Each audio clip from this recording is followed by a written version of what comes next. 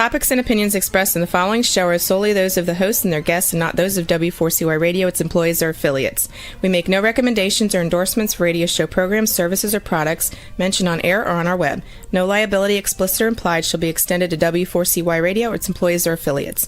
Any questions or comments should be directed to those show hosts. Thank you for choosing W4CY Radio.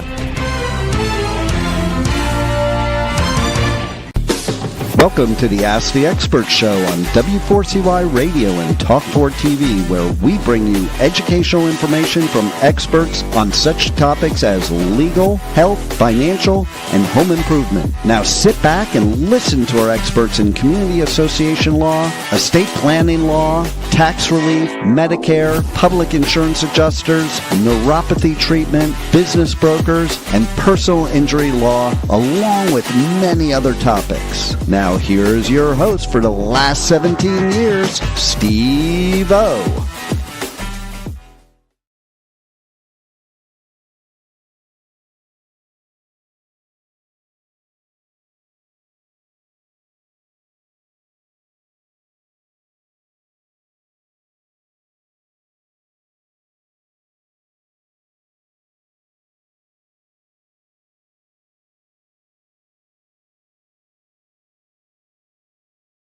Because we have been so lucky, so blessed to get the top experts in their field.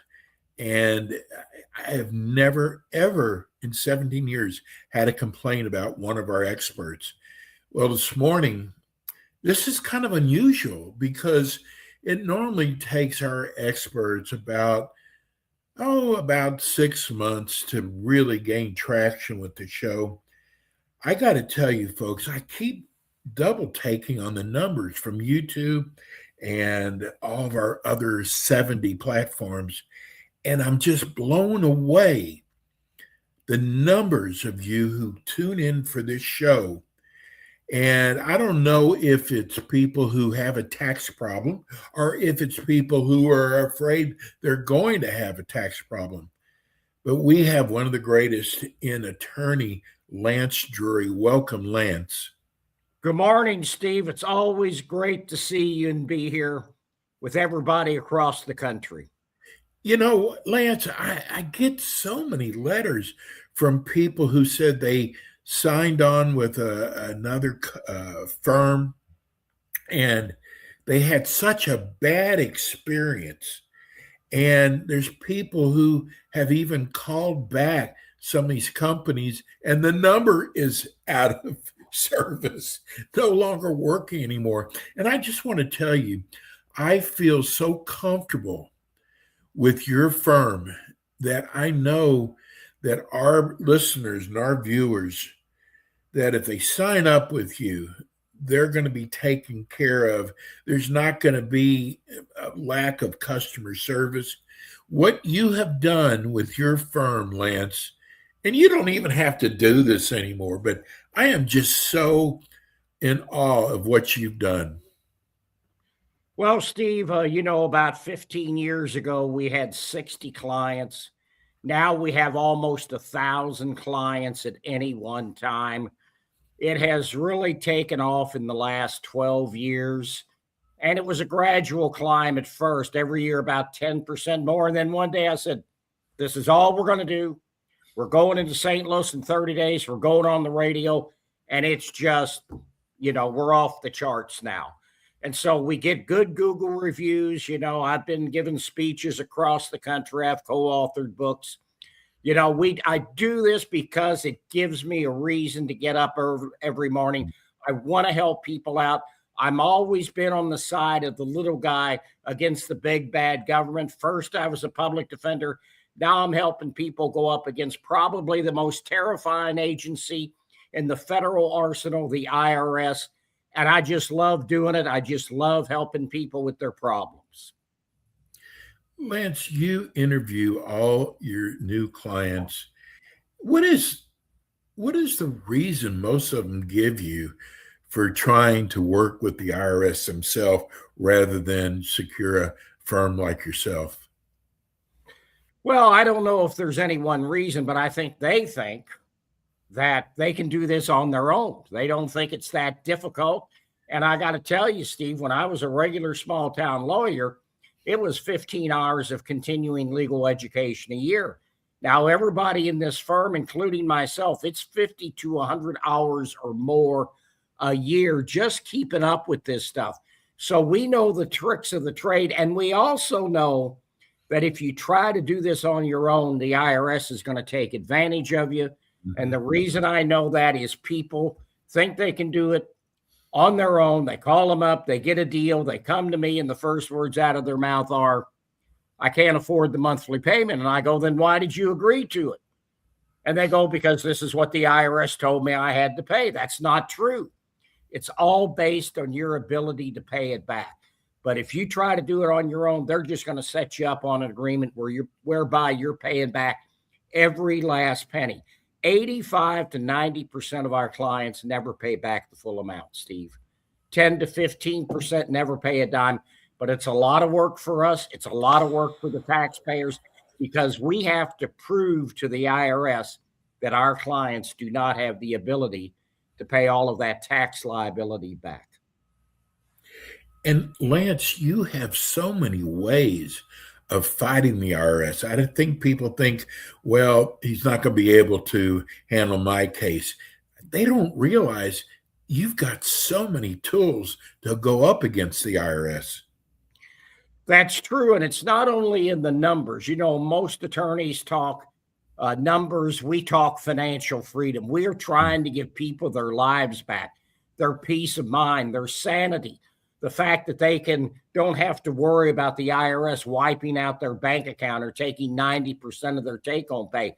And one of the things that we can do for people, and they wouldn't know this, is that we can perhaps in a lot of cases give them advice on how to structure their assets and their expenses so they get a better deal out of Uncle Sam. I've got one small example on that, Steve. Years ago, I represented a woman. She owed over $40,000 to the IRS. We went through the financials 3 or 4 times. It showed she could pay $600 a month. The collection statute had 4 years to run, which means she would have paid $30,000 back to the IRS, or about 75% of her debt. So I called her up one day. I said, you need to go out and buy a new car.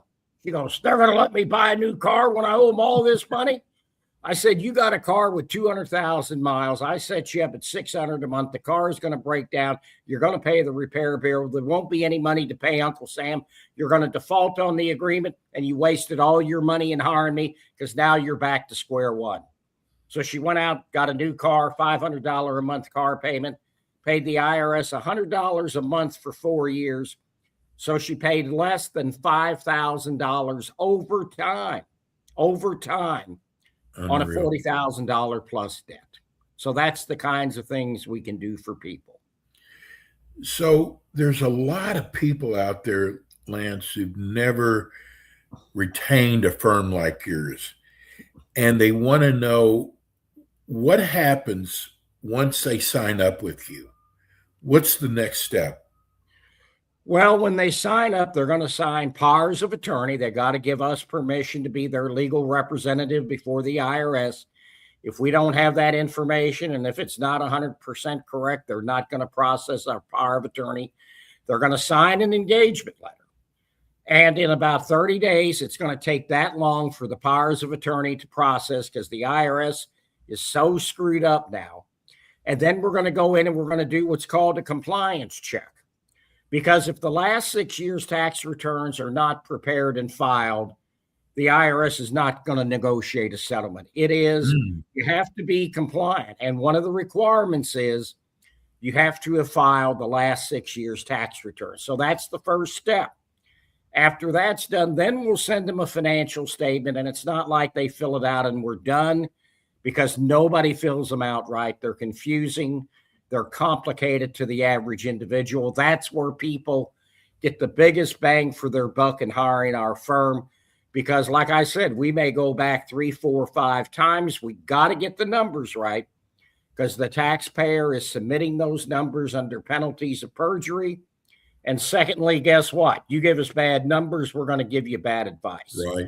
And so we're going to have to look at bank statements, credit card statements, debit card statements, as is the taxpayer.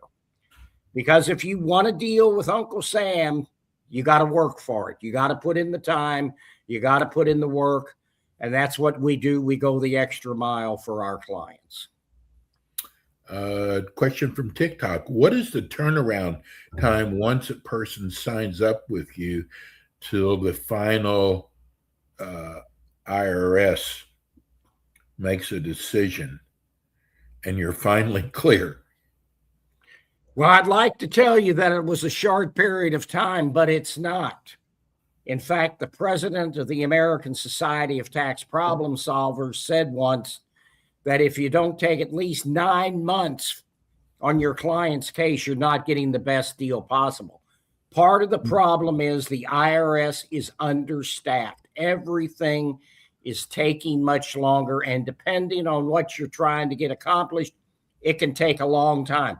Collection due process hearings right now, they're taking 6 months or longer from the time that you file to stop the levy and to get that hearing. So I'm going to tell you, it's going to be 9 months to a year. And sometimes it takes longer. And sometimes we're waiting on the IRS. And sometimes we're waiting on our clients because people hire me. They have unfiled returns. It's 6 months later. It's a year later. It's a year and a half later. They still haven't prepared the returns. Or they still haven't filled out the organizers so that we can prepare the returns for them. Or we send them a financial statement every month, and it's 6 months later. We still don't have the financials. It's a year later. We still don't have the financials. But this is the problem with our clients. They got into this trouble because they're procrastinators. Mm-hmm. And unfortunately, they continue to procrastinate after they hire us. And I tell them up front in the initial consult, if you don't do what we ask you to do, you're wasting your money. So if you hire us, you've got to do what we ask you to do, because if you don't, your money's just being wasted. And I don't need to take your money just for you to waste it. So, you know, and they have to be honest. They have to be totally honest with you. Absolutely. And so, you know, and we do not want them talking directly to the IRS once they hire us. In fact, it's a condition of our continued employment that they not talk to the IRS, because they're going to say something that screws up their case, and we're not going to know what happened, you know, and then the client's going to say, I said this. The IRS is going to say, no, your client said this, and you can't argue with them because you're not privy to that conversation. So, yeah, we do not want our clients talking directly to the IRS. It's like talking to the cops. If you're charged with a crime, they are not your friend. This is from Mark in Austin, Texas. Wants to know, how do they find you if they don't have your address? And are you still obligated? You are obligated, because the IRS is only required to send those notices to your last known address. So if you move and you don't file a change of address form with the IRS, and I've only had one person do that in all these years, that they actually filed a change of address form, those nasty notices are going to your old address. But legally, that's sufficient. So you could be getting all kinds of nasty notices and you don't know about it because you moved. Because the way the IRS updates your change of address is when you file your tax return. So the most common instance of this occurring is when people don't file their tax returns for years and they move in the meantime.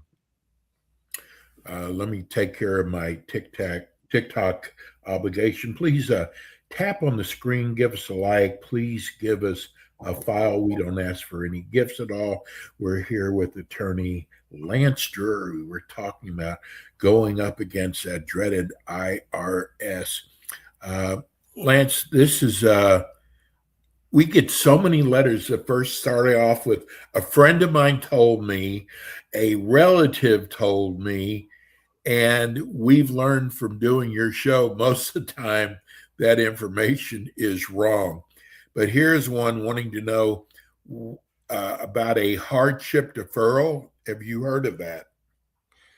Yes, what the IRS will do, it's a temporary status, but a lot of our people stay in this status once we get them there, is that if you don't have the ability to pay any of this back and you can prove that to the satisfaction of the IRS, they will place you into what is called currently non-collectible status, CNC status. And what that means is they're going to remind you once a year that you owe the tax, but they're not coming after you. They're just sending you a reminder you're going to stay in that status until, sometimes your tax returns gets flagged. And if you're making a lot more money, then they're going to send you a letter and say, here, you need to fill out financials again, because we need to see if you can now pay us some money on your tax debt. But the good news is, Steve, the IRS doesn't have forever to collect the tax. It's generally 10 years from the date the tax is assessed, but there's so many things that can stop the running of the statute on collections that for each tax liability period, we go in and we find out what's the last day the IRS can assess the tax against you. We have a case right now, Steve, where we're arguing with the IRS over $200,000 in tax liabilities. We say it's already been expired. The IRS is contending that it doesn't expire until 2031, and it's been in appeals forever. This is because the IRS doesn't have enough people. Nobody wants to fund them, but then when they have a problem with them, they get upset because the service is awful. And I don't blame the taxpayers for being upset, but that's the new reality. We have to deal with it. Taxpayers have to deal with it. It's not pretty, but it's the new reality. Here's a question we get a lot about ex-spouses, Lance. This is from El Paso, Texas. What do I do if my ex-spouse caused my tax problems? Well, when you say caused your tax problems, the deal is if you file that return jointly, it's your debt as much as your ex-spouse's. So let's say your ex-spouse was self-employed and they didn't make their estimated tax payments. They didn't pay their taxes. Once you sign that joint return, it's your liability as well. And the IRS can come after both of you separately. You both have to get a separate resolution because you're no longer living together. So your monthly household income is different. Your monthly household expenses are different. So even if your ex-spouse caused the liability, they can come after you. Now, there is a thing called innocent spouse. If you were completely left in the dark, had no clue, and we've had clients that owed six figures and we got them out of it on an innocent spouse defense. The husband was in charge of the business. He didn't do it. The wife had nothing to do with the business, had no idea that this was going on. She never took part in the financial structure of the family. He solely handled the finances. Then you could get out of it. But you got to prove that to the IRS. You just can't sit back and do nothing. You need to hire a tax professional to help you through all that because you're going to have a difficult time trying to do it on your own. This is Martin from TikTok wants to know, do they have to give you notice before they take money from your account? Absolutely. In the old days, it was like the Wild West. They could just go out and levy you with no prior notice. But in 1998, Bill Clinton and a Republican Congress got together and they came up with all of these rights for taxpayers, one of which is due process, which means the IRS has to go through a whole sequence of letters before they can take monies from your paycheck, take your Social Security, or wipe out your bank account. So you have to get prior notice, and you have the right to a hearing before that will stop the levy and give you an opportunity to work this out. So, there's a lot more safeguards now than there were in the old days. That's what created this industry that I'm in. In 1998, it established all of this. In fact, I was joined this guy's mastermind group in Los Angeles. He made $24 million in revenue one year. He was sitting in front of his television set watching the congressional hearings back in 1998 and said, this is what I'm going to do. So it created this whole industry of practitioners, of people helping out regular taxpayers get their problems resolved with the IRS. Lance, if you get a tax lien from the IRS, does it affect your credit? Well, it doesn't show up on your credit scores anymore, but, I'm sure that, that tax lien is a matter of public record. So it could affect your ability to get a loan from the bank, things of that nature. We have people all the time, because one of the things the IRS wants you to do is, if you have tax liability and you have a lot of equity in your home, they want you to go to a mortgage lender and try to get a loan to pay that debt off. Well, nobody can get it. 99% of our clients are not going to get a loan, or it's going to put them into a financial hardship if they did. And the IRS isn't even supposed to ask for those loan denial letters if it places them into a financial hardship. So that's not a big hurdle for us to get through. But you can file the lien. But again, the lien is only good until the collection statute runs out. But again, Steve, this is how screwed up the IRS is. In the old days, prior to the COVID, 6 to 9 months before the collection statute on collections expired, the IRS would automatically release the lien. They aren't doing that now. People now have to hire us to get those liens released, even though it's a self-releasing lien. They go to sell their property. The title companies are so scared of the IRS, we got to get a formal release from the IRS on that federal tax lien, or they're going to satisfy the lien, even though it is no longer there. But that's just how scared these title companies are now of the IRS. Well, I want to end the show with this because, Lance, when a person, the IRS is coming after, it's like having a gorilla on your back. When they sign up with your firm, they no longer have to talk to the IRS. They don't have to worry about if they're saying the right thing or not. And that is like taking that gorilla off your back. Oh, absolutely. I have people that hire me all the time. And one of the first things they said is, I feel so much better. Yeah, I'm so glad I came to talk to you today, because I just feel like I've got somebody who's in my corner, who's going to take care of my problem, and I don't have to deal with the IRS any longer. Lance, your phone number is 888-367-6512 for all those people who are just listening to the show. You have offices in St. Genevieve, that's the St. Louis area, Nashville, San Antonio, Houston, and soon to be Miami. And we also have an office in St. Louis, Steve. I'll probably be up there on Saturday. You're always working. Hey, Lance, have a great 4th of July weekend.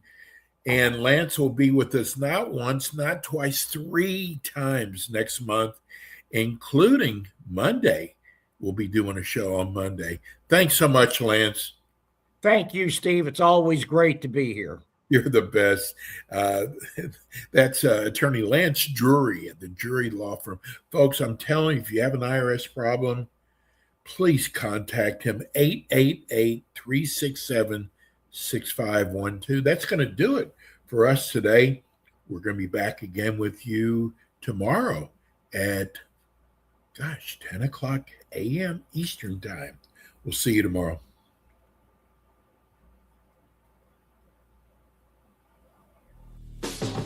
Thanks for tuning in today to the Ask the Expert show on W4CY Radio and Talk4 TV. Tune in next week and every week to hear more from our experts on personal injury, insurance, air condition repairs, estate planning, Medicare, and many other topics in the areas of legal, health, financial, and home improvement. See you next week.